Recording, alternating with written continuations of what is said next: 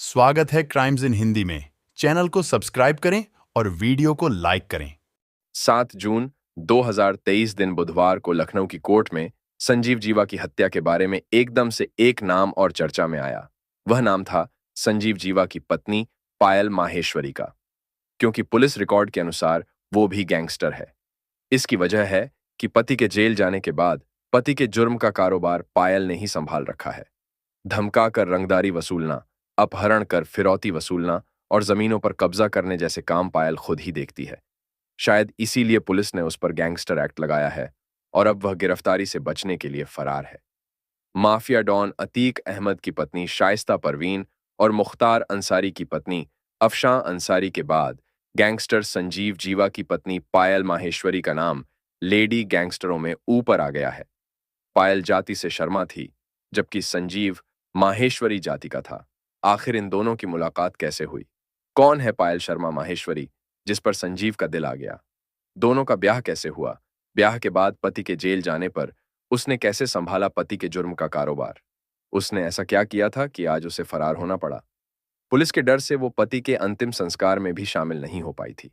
पायल शर्मा माहेश्वरी गाजियाबाद के मोदी नगर के रहने वाले शर्मा परिवार से आती है। वो बेहद साधारण परिवार से थी। उसकी पढ़ाई लिखाई गाजियाबाद में हुई थी। वो एक सीधी सादी सरल स्वभाव की लड़की थी।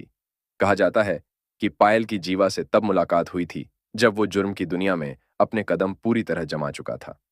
2 मर्डर में उसका नाम आ चुका था, जबकि एक केस में तो उसे उम्र कैद की सजा भी हो चुकी थी। लेकिन मुख्तार अंसारी का करीबी होने के कारण अक्सर वो जमानत या पैरोल पर जेल से बाहर आ जाया करता था। अब तक संजीव जीवा का क्राइम का कारोबार मुजफ्फरनगर, गाजियाबाद से लेकर दिल्ली, मेरठ और उत्तराखंड तक फैल चुका था। लोग उसके नाम से घबराते थे। उसकी पकड़ भी अच्छी बन चुकी थी। इलाके के बड़े बड़े लोग अपना रुतबा दिखाने के लिए जीवा को अपने यहां बुलाने लगे थे। सन 2004 की बात है। गाजियाबाद के किसी वेडिंग फंक्शन में संजीव जीवा गया था। उस शादी में पायल भी आई हुई थी। संजीव ने उसे देखा तो देखता ही रह गया। उसकी सुंदरता में खो गया। इस तरह उसका दिल पायल पर आ गया। बस फिर क्या था, इतना बड़ा क्रिमिनल आशिक बन गया। दुनिया जहान भूलकर पायल के पीछे लग गया। लेकिन उस शादी में वो पायल से बात नहीं कर पाया, पर उसने पायल के बारे में सारी जानकारी पता कर ली थी। अब संजीव जीवा का ज्यादा से ज्यादा समय गाजियाबाद की मोदीनगर तहसील में बीतने लगा। सुबह शाम वो पायल के घर वाली गली के सामने उसकी एक झलक पाने के लिए बैठा दिखाई देता। इसी तरह वो 2-3 महीने तक चलता रहा। पायल समझ गई थी कि ये आदमी उसी के लिए यहां बैठा रहता है, क्योंकि महिलाओं को किसी की नजर पहचानने देर नहीं लगती। सब कुछ जानते समझते हुए भी पायल की कुछ कहने की हिम्मत नहीं हो रही थी।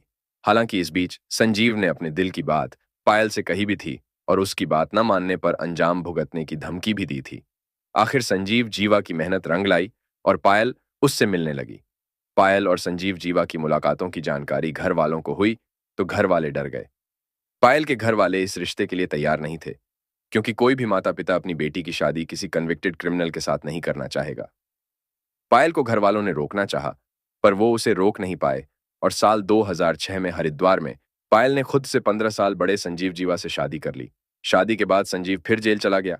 कहा जाता है कि जेल में तो वो सिर्फ नाम के लिए था। वो हमेशा जेल के अस्पताल के वीआईपी कमरे में रहता था। वहीं लोगों से और अपनी गैंग वालों से मुलाकात करता था। उससे मिलने वालों में सबसे टॉप पर पायल का नाम था। पायल को 3 बेटे और एक बेटी है। संजीव भले जेल में था, पर बाहर के सारे काम उसकी पत्नी पायल ने संभाल लिए थे। वो जैसा बोलता था, पायल वैसा ही करती थी।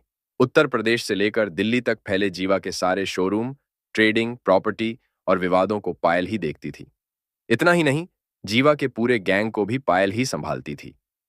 पायल मुजफ्फरनगर छोड़कर भले परिवार के साथ दिल्ली में रहने लगी थी, लेकिन अक्सर मुजफ्फरनगर में ही दिखाई देती थी। वहीं से शामली के गांव वाले घर पर भी नजर रखती थी। मुजफ्फरनगर में पायल की करीब 50 करोड़ की संपत्ति है। इसके अलावा उसका कारोबार दिल्ली, गाजियाबाद और मेरठ तक फैला था। पति पत्नी की मिलाकर लगभग 100 करोड़ की संपत्ति है। धीरे धीरे पायल संजीव के रंग में रंग गई थी। संजीव के गैंग के लोग पायल के एक इशारे पर किसी भी घटना को अंजाम देने के लिए तैयार रहते थे। जैसे जैसे संजीव की संपत्ति बढ़ रही थी, वैसे वैसे उसके अपराधों की संख्या भी बढ़ती जा रही थी। इसी के साथ उस पर पुलिस का शिकंजा भी कसता जा रहा था। संजीव के कई भरोसेमंदों को पुलिस जेल का रास्ता दिखा चुकी थी। तब अपने रुतबे और कारोबार को बचाने के लिए संजीव ने राजनीति का सहारा लिया। वो अजीत सिंह के बेटे की पार्टी रालोद में शामिल हो गया। इसी वजह से साल 2017 के विधानसभा चुनाव में पायल को मुजफ्फरनगर की सदर सीट से पायल माहेश्वरी को राष्ट्रीय लोकदल से टिकट मिल गया, पर वो चुनाव हार गई। लेकिन क्षेत्र में और राजनीति में उसकी पकड़ बन गई। चुनाव हार जाने के बाद भी क्षेत्र के लोगों से मिलती रही और उनकी समस्याएं सुनकर हल करवाती रही, क्योंकि उसे उम्मीद थी कि साल 2022 में रालोद से उसे फिर टिकट मिलेगा। पर पार्टी ने उस पर दोबारा दांव नहीं खेला।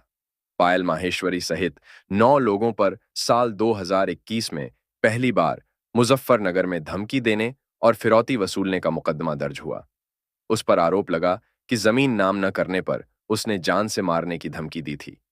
इस मामले में पायल ने गिरफ्तारी से बचने के लिए एंटिसिपेटरी बेल की अर्जी लगाई, पर वो अदालत से खारिज हो गई। बेल की अर्जी खारिज होने के बाद भी पुलिस उसे काफी समय तक गिरफ्तार नहीं कर पाई, जबकि पुलिस ने उसकी गिरफ्तारी के लिए दिल्ली, मुजफ्फरनगर और शामली में न जाने कितनी बार छापे मारे। दूसरी ओर पायल के गुर्गे केस करने वाली पार्टी पर केस वापस लेने के लिए लगातार दबाव बनाते रहे। इसके बाद तो जीवा के साथ धमकाने और फिरौती वसूलने में पायल का नाम लगातार आता रहा। इन्हीं केसेस को आधार बनाकर साल 2022 में पुलिस ने पायल पर भी गैंगस्टर एक्ट के तहत मुकदमा दर्ज कर गैंगस्टर घोषित कर दिया। पहला केस दर्ज होने के बाद से फरार हुई पायल माहेश्वरी आज भी फरार है। फरार होने की ही वजह से शाइस्ता और जैनब की तरह पायल भी पति के अंतिम संस्कार में नहीं पहुंच पाई।